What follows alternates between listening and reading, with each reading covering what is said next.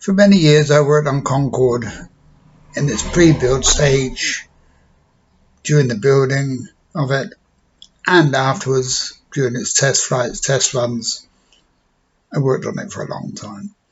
But 4 of those years I was on nights, and we had a foreman on nights.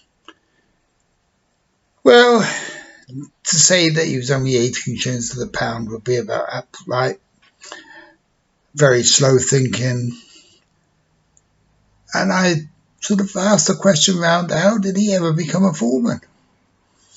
And somebody said, and the rumour went, that during the war he was able to supply the bosses with extra fuel over and above their quota for their cars, and that they put him on days rather. But of course, when the men come back and the war was over, then they took over those jobs and he was put on the nights out the way, and he remained there till he retired. Whether that's true or not, that's the story I heard. Anyway, we had a problem one day. We had to measure something, and he was in charge of the situation.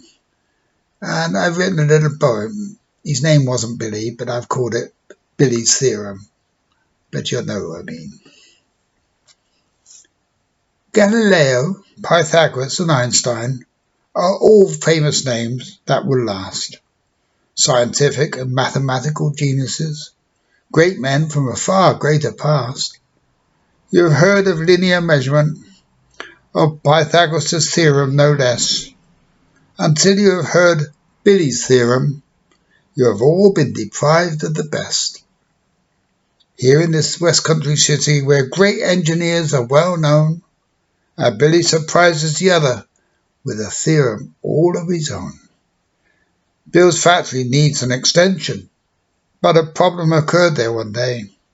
To measure an H-section girder with a measuring stick on a stray.